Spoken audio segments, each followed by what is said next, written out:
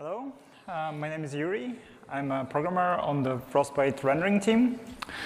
Before we start, I would like to remind you to turn off your phones and fill out the surveys. I know you're probably bored of hearing this by now and know it. Nevertheless, today I'm here to tell you about FrameGraph, which forms the skeleton of the Frostbite rendering architecture today.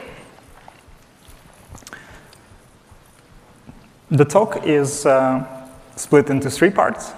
First, I'm going to give you a brief introduction and history of what happened to Frostbite in the last 10 years or so, and why we ended up implementing something like FrameGraph. Then I'm going to tell you what FrameGraph actually is, and then I'm going to talk about some of the low-level implementation details, which is the transient resource system. And spoiler alert, implementing FrameGraph and transient resources allowed us to improve engine extensibility, simplified things like async compute and ESRAM management, and saved a ton of GPU memory. So, a bit of history. In 2007, Johan Anderson stood here, or maybe in one of the other rooms, and told you about the Frostbite rendering architecture at the time. Back then, Frostbite was the in-house rendering engine for DICE, and it was made to primarily work with DICE games, so Battlefield. It was built from scratch to target Xbox 360 and PlayStation 3 and multi-core PCs at the time. And 10 years later, Frostbite grew to be the standard engine at Electronic Arts. It targets significantly more platforms, more graphics APIs, so obviously current-gen consoles and multi-core PCs and modern graphics APIs. And it is used concurrently by about 15 game teams. It is no longer just a Battlefield engine. It powers all sorts of diverse games, from racing games to arena sports games to open-world RPG games, and, well, of course, it powers Battlefields still. And this is a diagram that I stole from Johan from his talk. This gives a brief overview of rendering systems at the time. And 10 years later, it kind of grew to this monster. So it kind of acquired a lot of new features and a lot of new platforms, and it now solves a lot more problems. And today I'm going to mostly talk about some of the components of the architecture. So here's a slightly simplified diagram of the rendering components. At the bottom we have the platform graphics APIs.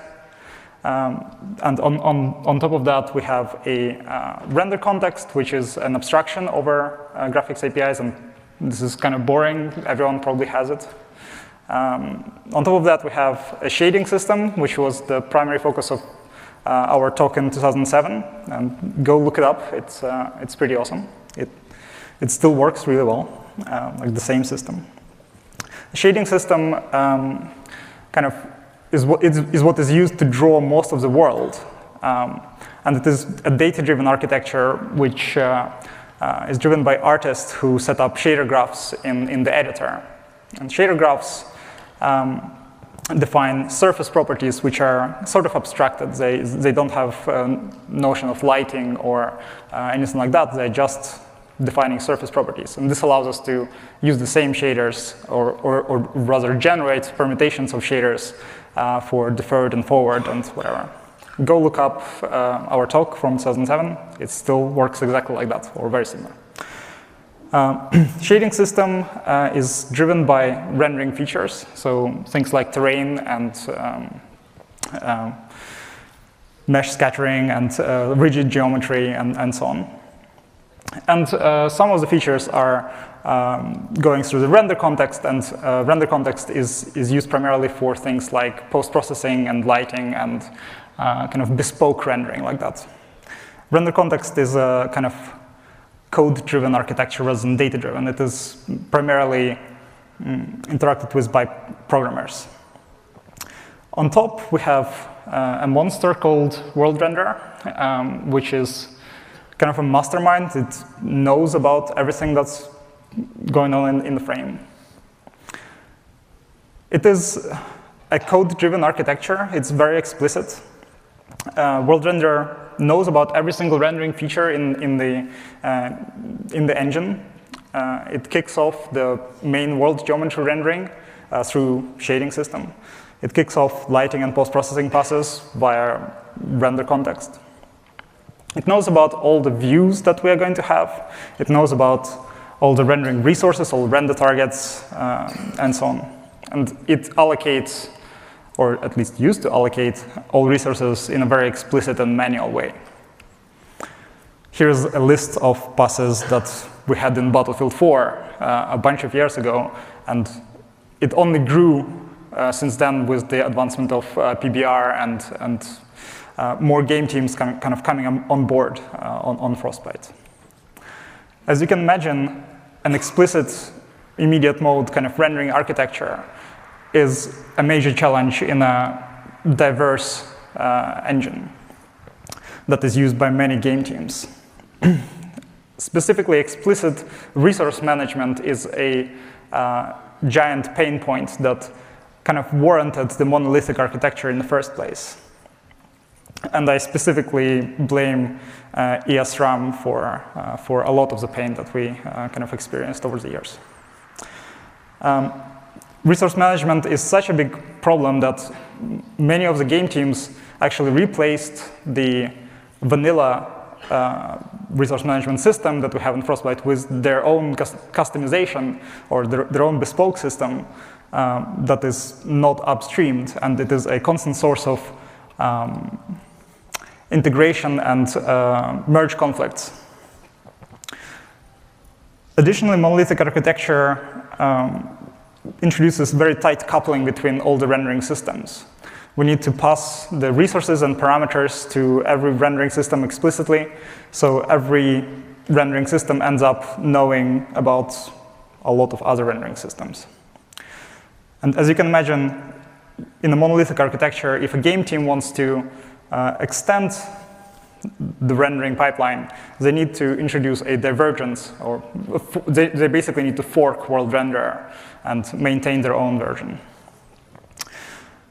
Monolithic architecture also led to a lot of code bloat. Over the last 10 years, the system grew from around 4,000 lines of code to around 15,000 lines, with the functions that allocate resources spanning 2,000 lines of code, which is a lot.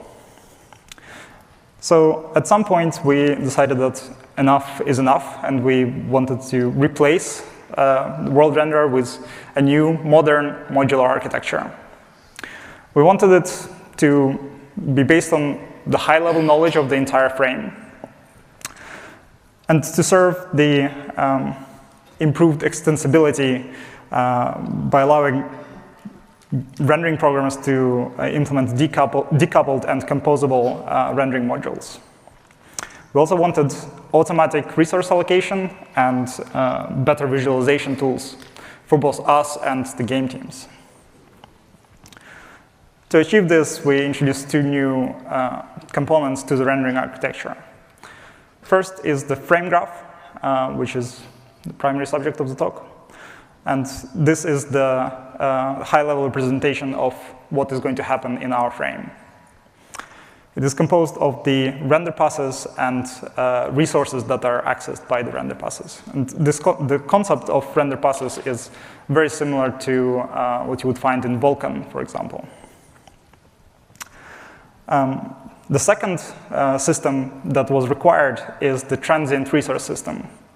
It is the system that does the heavy lifting for FrameGraph. And heavy lifting of allocating resources and managing the memory aliasing. So FrameGraph, like I said, it is a representation of what is going to happen in our frame. And the goal of FrameGraph is to simplify resource management, simplify rendering pipeline configuration, and also simplify things like async compute and potentially barriers. It allows us to write self-contained and efficient rendering modules.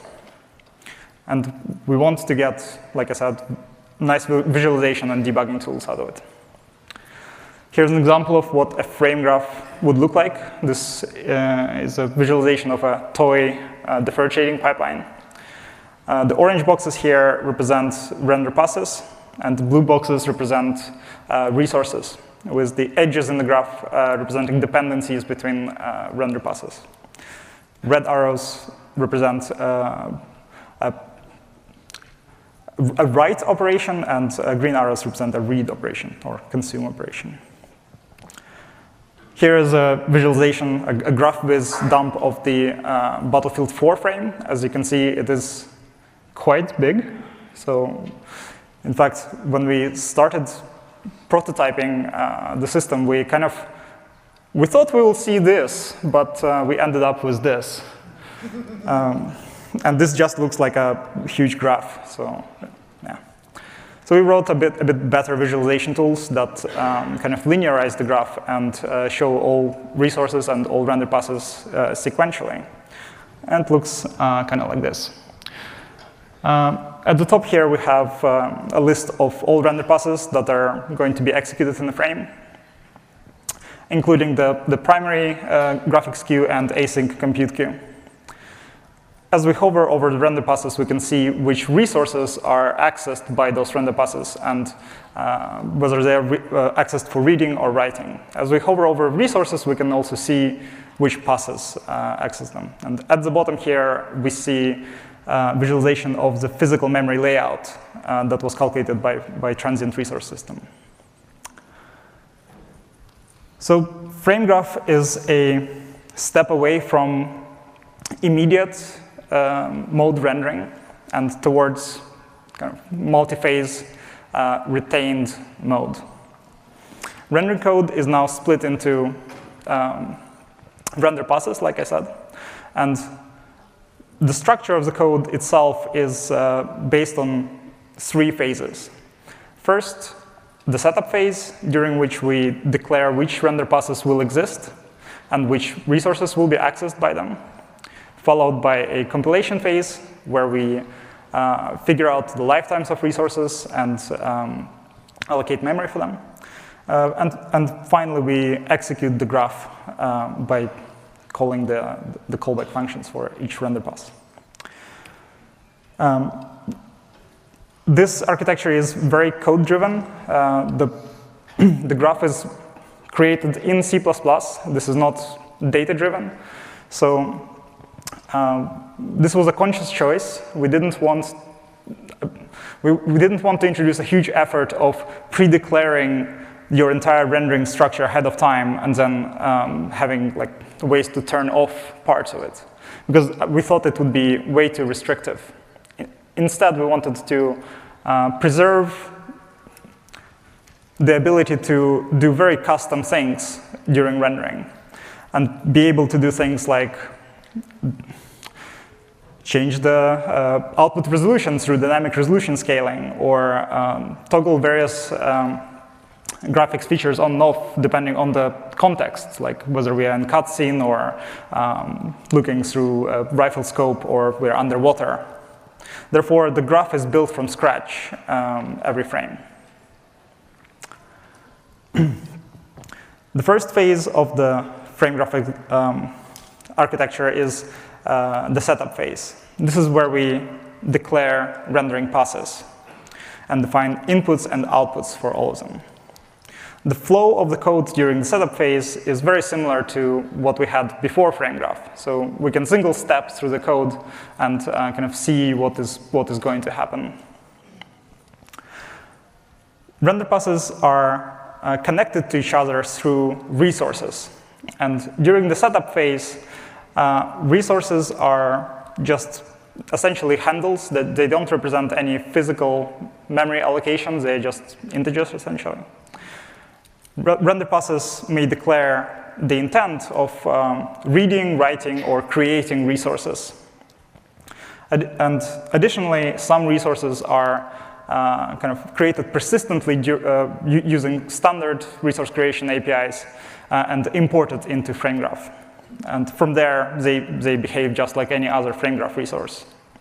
An example of imported resource is the history buffer for TAA or the back buffer. Here's an example of what creating a texture looks like in FrameGraph. The code is kind of similar to what you would write without FrameGraph. You define the format, define the resolution, except you also have to define the initial state of the resource. And this can be a clear or undefined. And this produces this kind of small graph of just 2 nodes. We can also read and write resources that were created previously. Here, this render pass reads from an input and writes to some output. And as we write to a resource, the old handle for this resource is invalidated. And it is renamed. We get a new name for the resource after the write operation. And this allows us to have a non-ambiguous defined execution order. So when we write to a resource, we need to publish it so that other render passes would reference it. Referencing the invalidated resource is going to produce a runtime error. And actually, this allows us to find some of the potential race conditions, which actually were present in the old code, and we found them in the new architecture, which was kind of interesting. The virtualized resources allow us to do a few nifty things. We can, for example, declare a resource very early in the rendering pipeline, and then only allocate physical resource on first use. And this is useful for things like creating a depth buffer. We want to create a depth buffer with specific resolution and format quite early, but we don't know when this depth buffer is going to be first written to. We may be running in a deferred pipeline, we may be running with Z prepass, we may be running in forward pipeline. And the FrameGraph resource kind of abstraction allows us to create the resource when it is first written. We can also do things like create derived resources within render passes. So an example of this would be a downsampling render pass, which produces a half-resolution version of the input resource. And we can also derive resource bind flags based on how the resource is actually used. A sort of party trick that is possible with virtual resources is what we call a move subresource. It allows us to create an alias of a resource that will exist in the future. It essentially allows time travel during render pipeline configuration. And as an example, we may have a deferred shading module which produces a 2D render target. And then later in the rendering pipeline, we have a reflection module which does some convolution. The reflection module takes a cube map as an input, but we want to render to a face of a cube map. We can use a move operation to forward the lighting buffer, which is the output of the deferred shading module, to a face of a cube map after we have set up the graph partially. And this backpropagates some of the properties of the resource kind of back in time. So instead of writing to a simple 2D render target, we are now suddenly writing to a render target view, which is referencing a sub-resource of a cube map.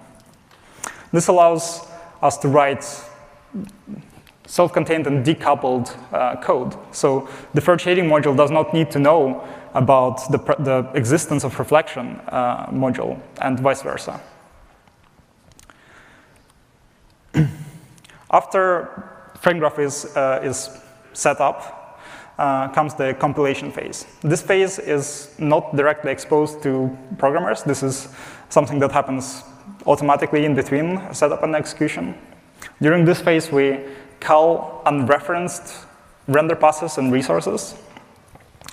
And this may be a bit of a strange notion. Why would we need to call, why would we have unreferenced resources?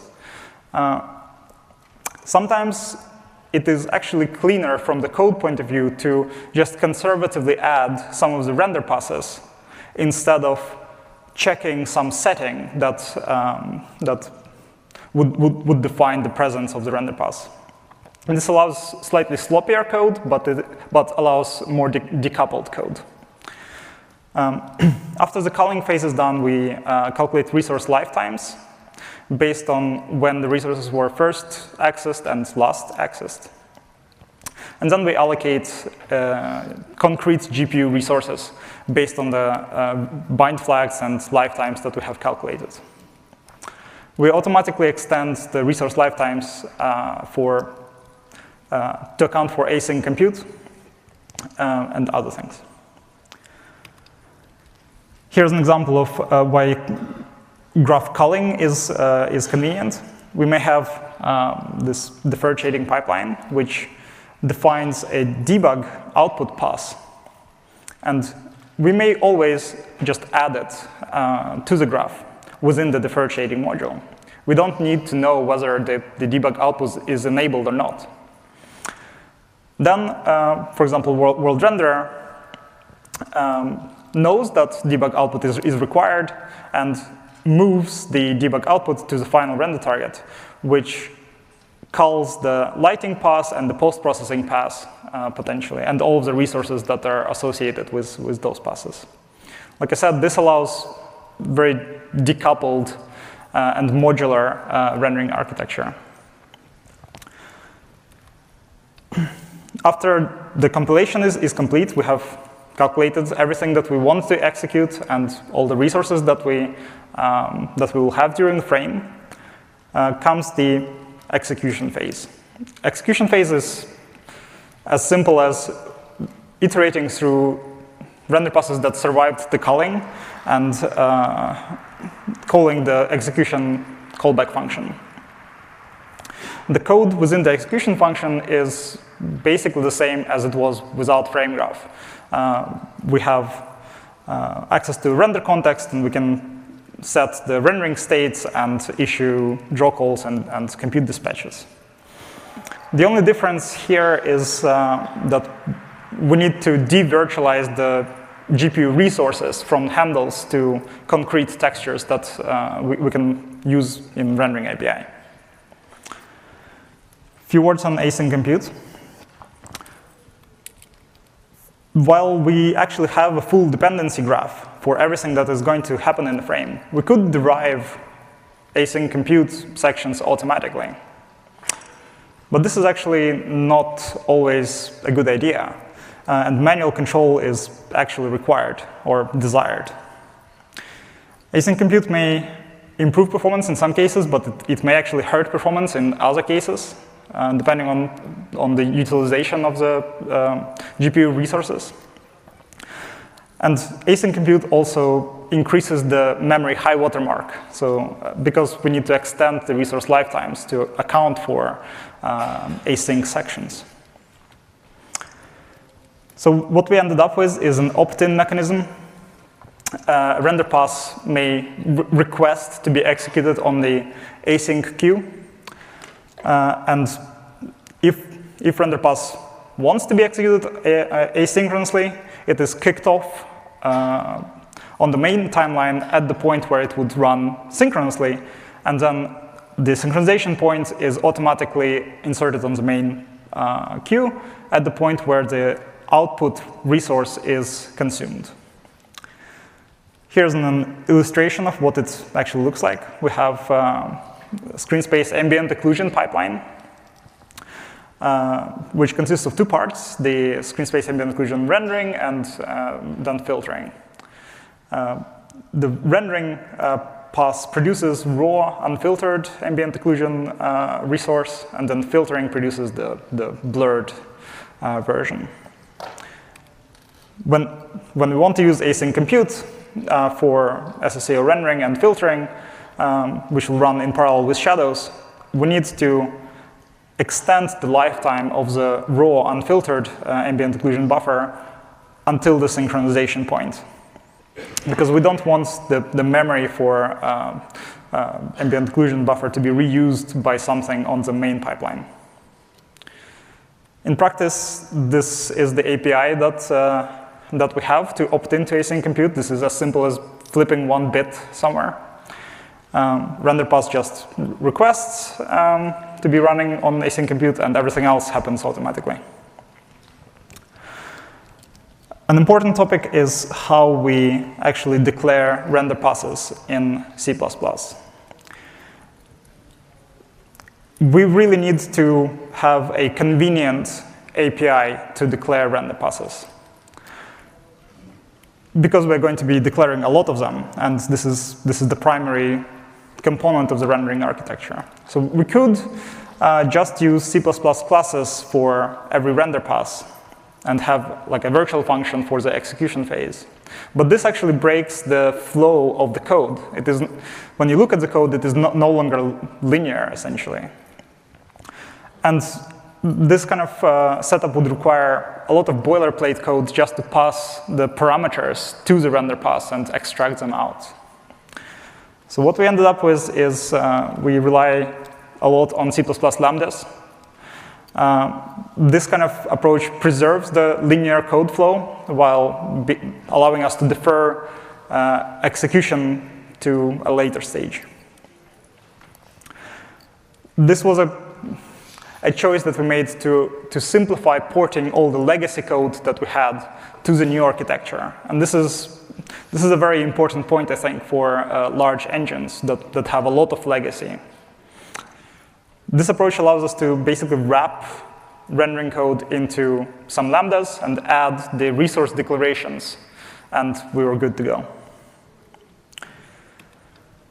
This is an example of what a render pass function would look like. You don't need to actually read the code.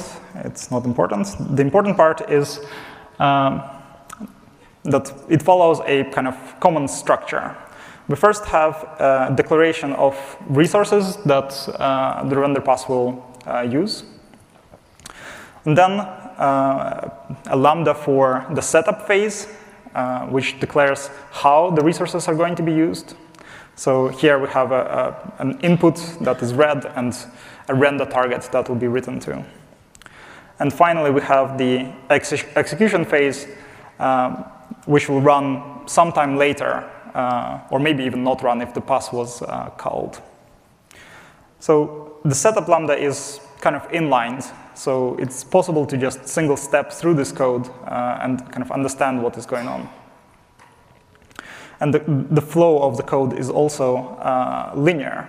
And lambdas allow us to, for example, automatically capture parameters by value and being able to access them later during the execution phase.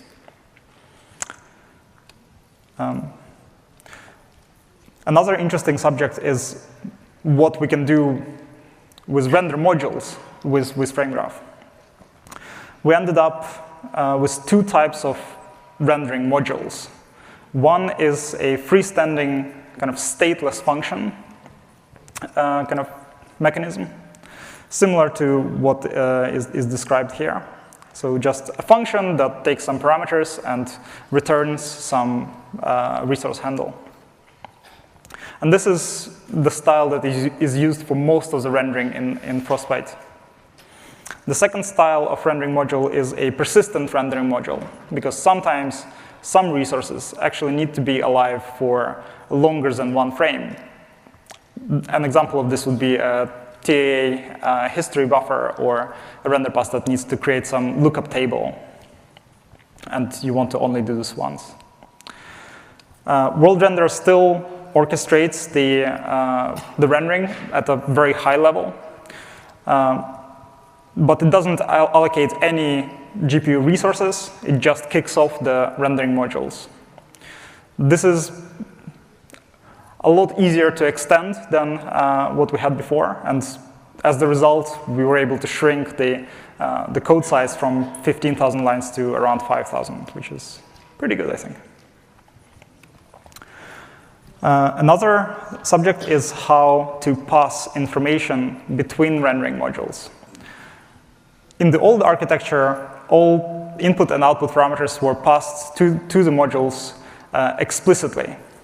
And this kind of mechanism is actually pretty hard for game teams to extend. If they want to add some new resource somewhere, they have to modify the function signatures or structure layouts. This does not scale. So what we ended up doing is implementing an opaque storage component, or rather a storage mechanism that is essentially a table of components which is accessed by components type ID. And this allows a kind of controlled coupling of rendering systems. What I mean by controlled coupling is we sometimes want certain modules to be aware of each other and pass information to and from each other. But we don't want any of the data to kind of leak to the outside world. And we don't want everything to depend on everything. The blackboard allows us to do this by, and here's an example of a blur module adding its blur pyramid data to the blackboard, which is then picked up by the tone mapping module. And the tone mapping module needs to include the header which defines the blur pyramid data type. And that is basically it. The tone map module depends on the blur module, but the blur module does not care about the presence of tone map module or anything else. That's it for a FrameGraph overview. Next subject is the transient resource system. Transient resource system manages resources that are alive for a very short time, typically less than a frame, and ideally for as little as possible, for 1 or 2 render passes.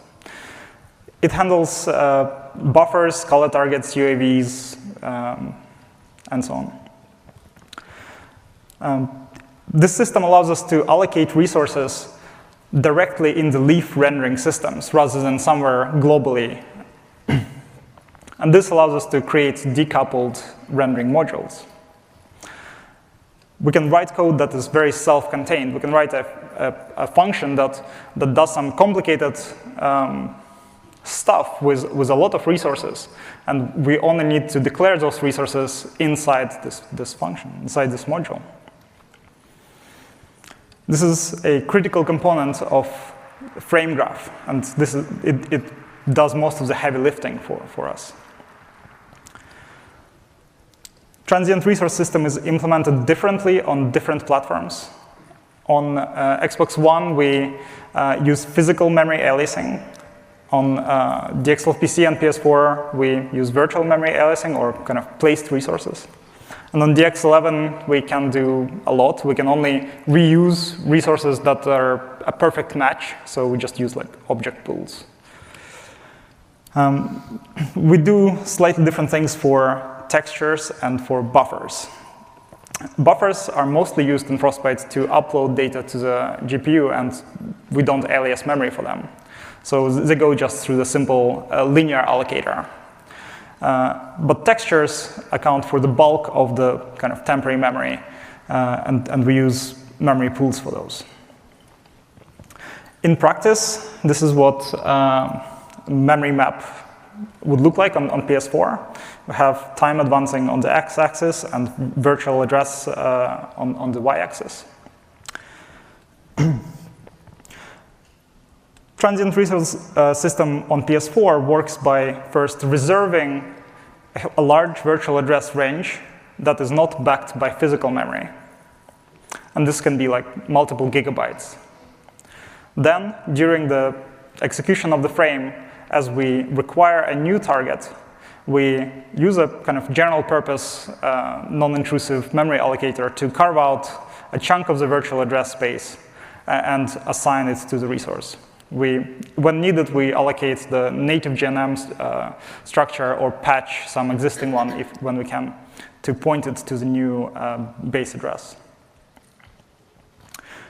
after the resource is used for the last time in the frame, we can reuse this virtual memory for a different resource. Our allocator allocates memory from one end, so we strive to minimize the high memory watermark within the virtual memory pool. And this allows us to just basically keep track of how much GPU memory we require to render this frame, allocate this much of physical memory, and map it before we kick off the work on the GPU. We can keep track of the history of the high watermark of physical memory and shrink or extend the physical memory pool based on the last n frames. Virtual memory aliasing like this is quite convenient because it is understood natively by graphics debugging tools on PS4, like Razor. It is not a perfect system, and it results in some waste due to fragmentation. We use a greedy allocation scheme for resources. So we just carve out a chunk of memory on first use and release it on the last use, and this leads to fragmentation. But in practice, it is not a huge deal. On DX12 PC, we do something slightly differently. Memory allocations on GPU in DX12 are abstracted through the notion of resource heaps. So to allocate a resource, we need to first find a resource heap out of the pool that we have pre-created that will satisfy the allocation. And we use a best fit strategy to find the heap. We then use the placed resource creation API to create a resource in that heap. And we cache resources that are placed in a particular heap so that we don't keep recreating resources all the time. If we want to create a resource at a particular point in the heap, we'd likely have created it already in the previous frame, so we just reuse it. This is also not ideal because in addition to the fragmentation problem that we had on PS4, we also have an additional fragmentation problem because of the disjoint virtual address ranges of heaps. We use, like I said, greedy memory allocation scheme. We don't do global optimization, and this does lead to increased fragmentation. But in practice, still, this is much better than not doing any memory aliasing. On Xbox One, we can do something much more advanced.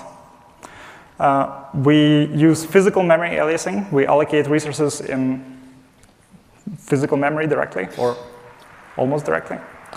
And this allows us to split resources up. So in this example, the lighting buffer is allocated in two chunks. And this allows us to use memory much more efficiently because we don't have any issues with fragmentation. This is especially important for ESRAM allocations where we must use all of the ESRAM as efficiently as possible to get best performance. Yes, the lighting buffer is split. If we look at the virtual address space, it looks like this. All resources occupy unique virtual address range.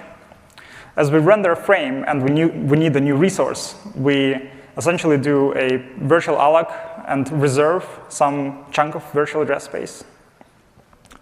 And then we pick some pages from a physical page pool and assign those pages to the resource. After the resource is used for the last time, we simply return the pages that were associated with the resource back to the pool to be reused by something else. As we do this page assignment, we basically note down which pages are going to be assigned to which resource. And we queue up a GPU page table update that will be executed on the GPU timeline before the frame is kicked off. The API for this is Xbox One specific, and it is conceptually similar to copy tile mappings.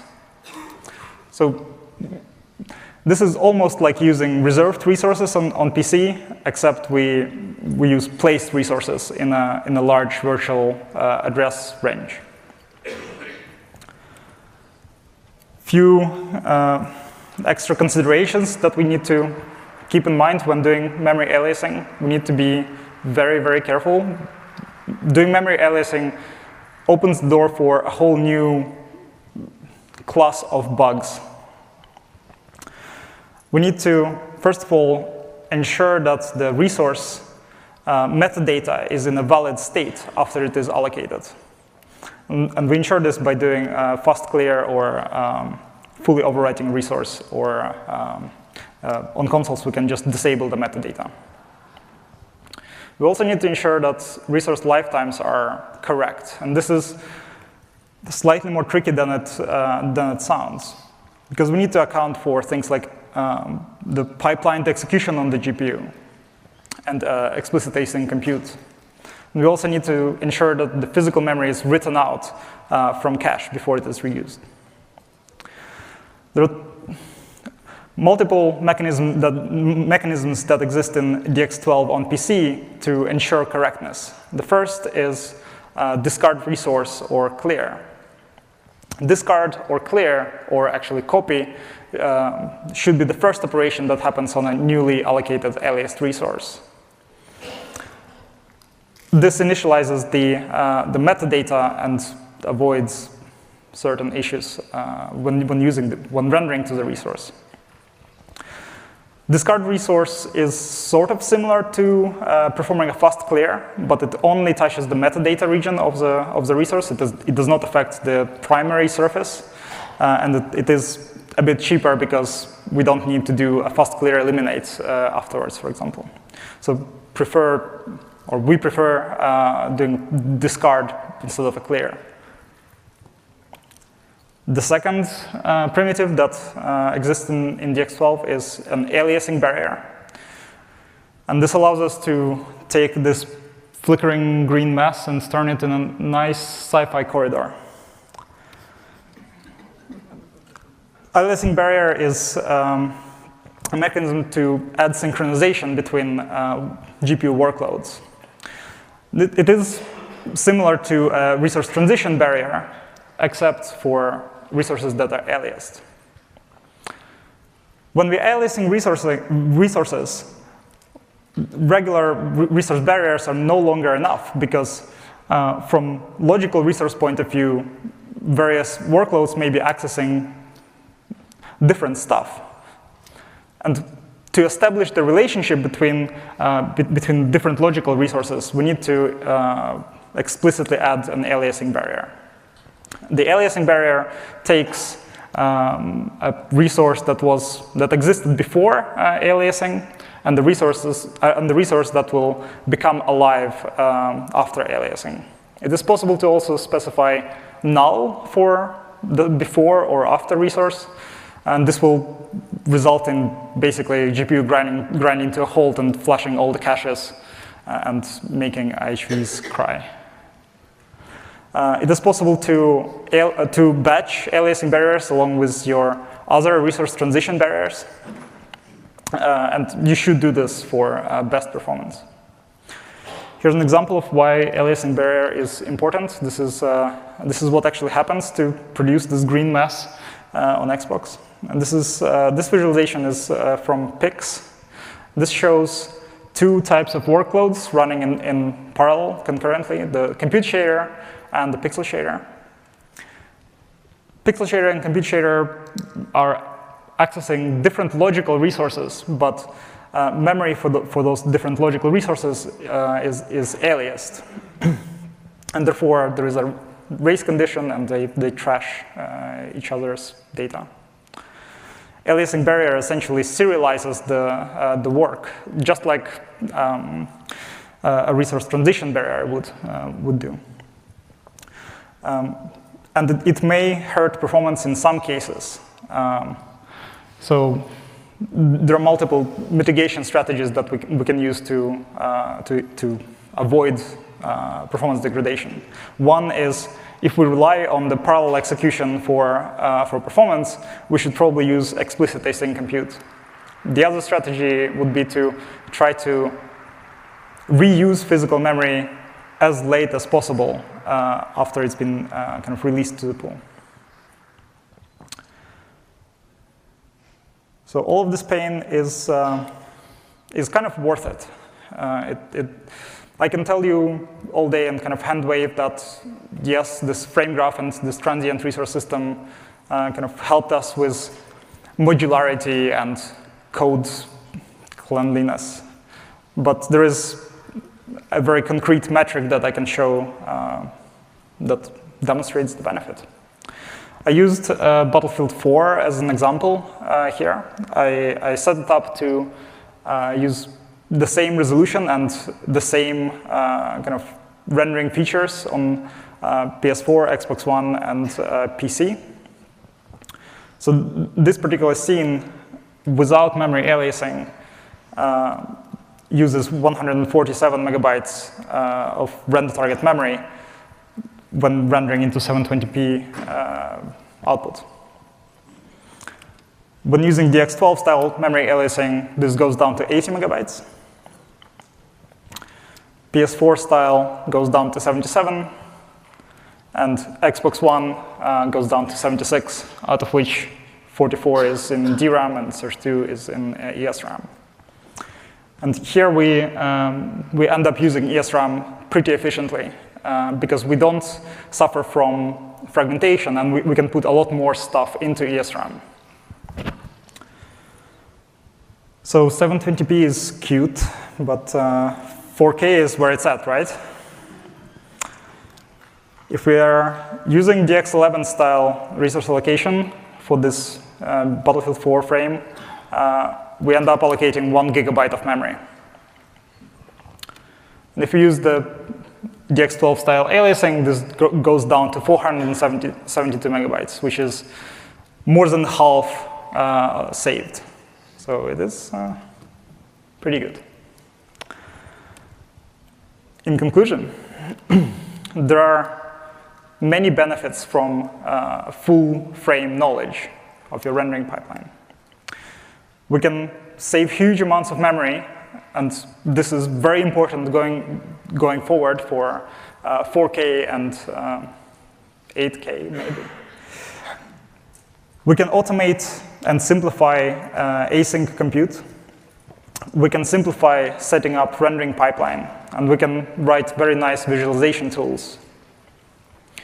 Additionally, graphs are an attractive representation for the rendering pipeline. They're intuitive and familiar concepts to many of you. We use them for CPU job systems for years, and we also use them for shader graphs, for example. So there are plenty of fast and well-known algorithms to do processing on graphs. Finally, the modern C++ features kind of ease the pain of multi-phase, semi-retained mode rendering API.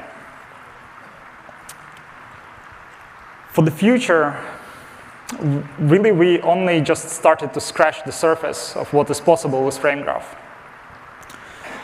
I've demonstrated the obvious benefits of memory saving and simplified async compute. But as Mateusz mentioned in his presentation yesterday, there is a big opportunity for optimizing the resource transition barriers using the full frame knowledge. Right now, Frostbite does kind of just-in-time naive resource barriers, but we are currently working on global optimization. We would like to use even more automatic async compute system. We would like to mark up certain render passes as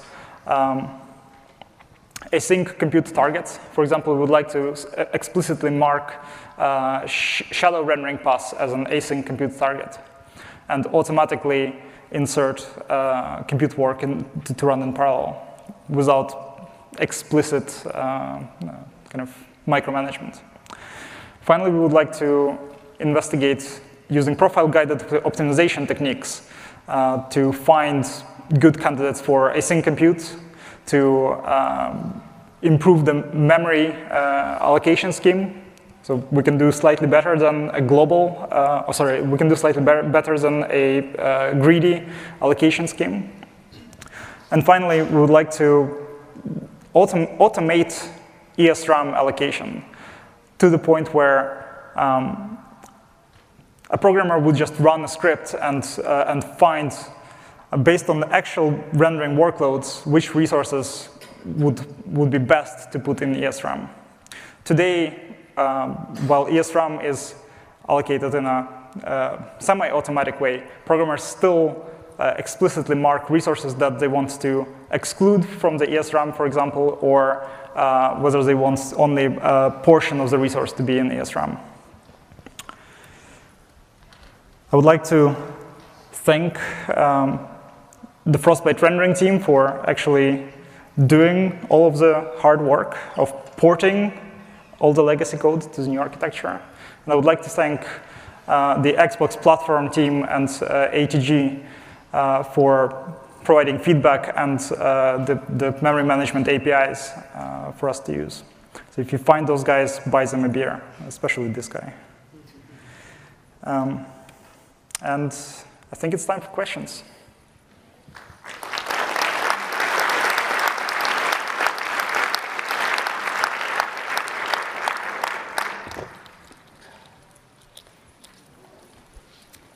Yes, on the left. Do you end up modeling MSA resolves as separate passes? And if yes, do you have to merge them into the previous passes in Metal or Vulkan, or is this not a concern for you guys right now?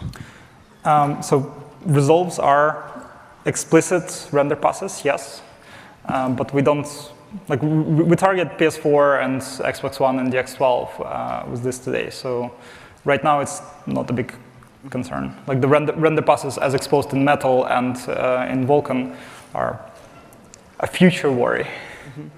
And do you have any idea of how much you gain from aliasing memory compared to the X11 style approach?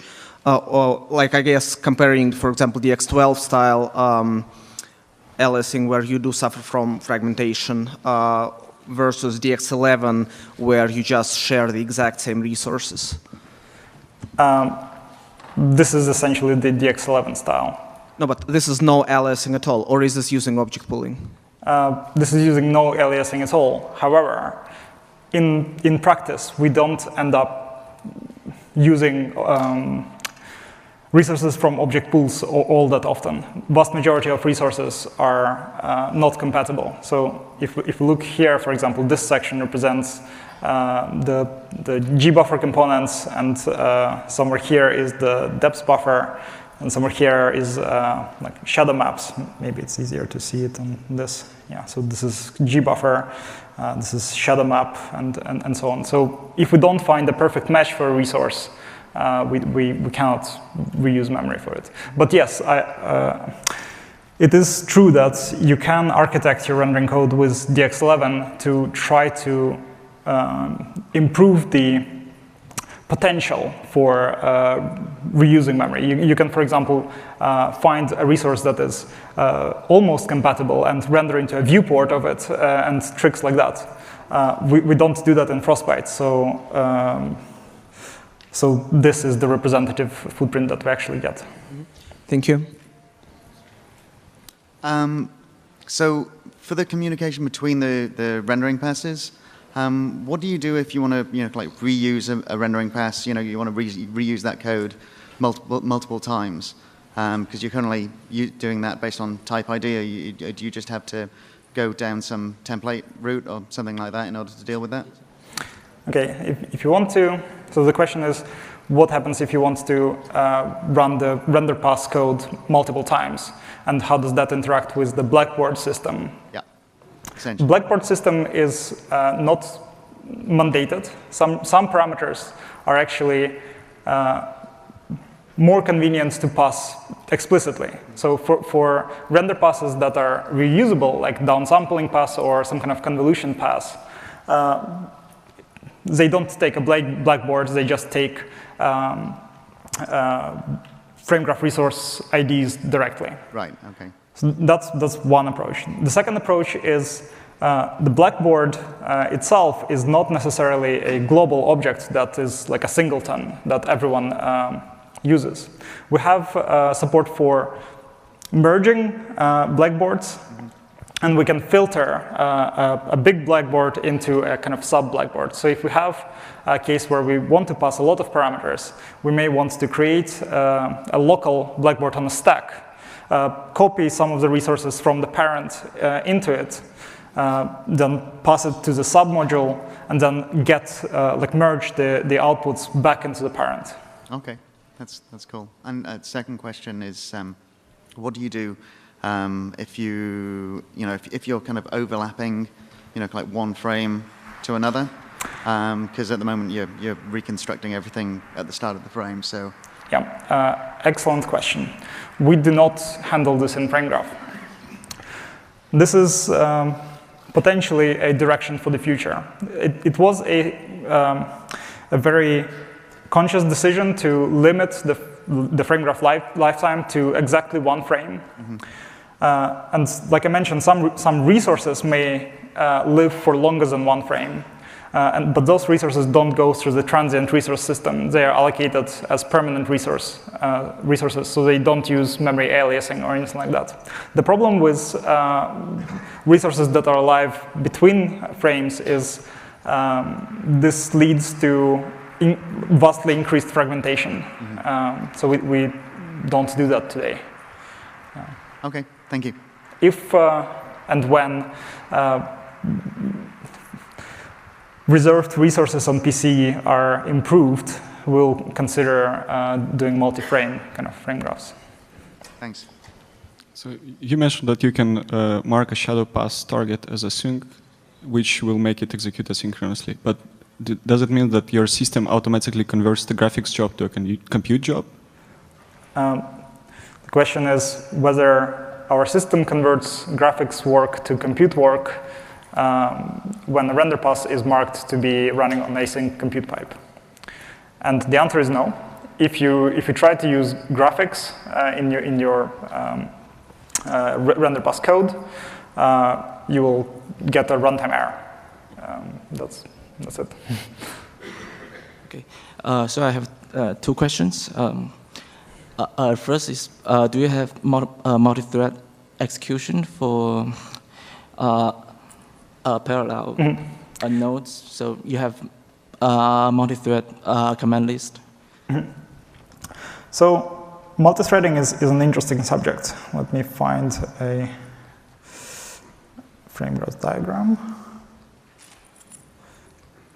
Let's see this one. So the execution of render passes is linear. It is single-threaded, except for passes like the depth pass or gbuffer pass that use the shading system. Shading system is what is producing vast majority of draw calls in a frame. And during, for example, a gbuffer pass, all those draw calls end up in the same render target. So all of those draw calls end up in the same pass. So within the pass, there is parallelism. But there is no parallelism in execution of individual render passes, today at least. There is obviously a potential for this in the future. Like, if we wanted to split our command lists automatically, we technically could, but we don't do this today. The second question is, for ASRAM, do you wait for the object lifetime, or do you generate a sync copy when it's done at some point? I don't know. We don't copy out resources out of ESRAM, today at least. If someone wanted to do that, they would be able to add a pass that copies out a resource into a transient copy that is marked as DRAM only, but we do not do this automatically. We just extend the lifetime of the resource in ESRAM. This does lead to decreased efficiency of ESRAM utilization.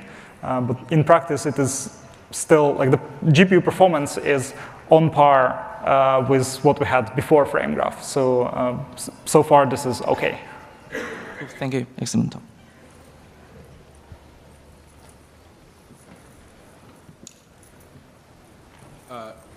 When do you build the command buffers for DX12? Is that during graph setup or traversal or culling? The command buffers are built during the execution. So during the setup and the compilation phases, we do not even call any DX APIs.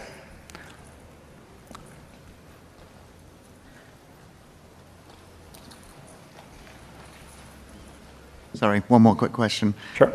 So you talked about the de-virtualizing of the resources when you get into a rendering pass. How is that handled? Can you talk a little bit about that? Is that something that like the C++ side code has to do, or is that something that's is that being handled on the shader side by some abstraction layer?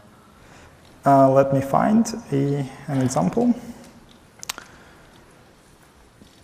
So this is something that needs to be explicitly done.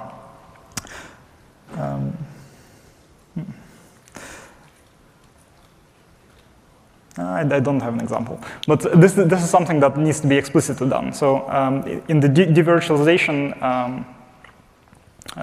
function, we provide a FrameGraph resource ID, and the output of that is the real resource. All real resources are allocated before the execution function is called for the render pass. So during the execution function, we just look up into the table of resources that are needed for this pass and just return the resource. Okay. Does that answer? I think so. Okay. So it's basically on the C++ side that you're Yeah. doing that. Okay, thanks. Okay, I think we are out of time. Thanks a lot for coming and listening.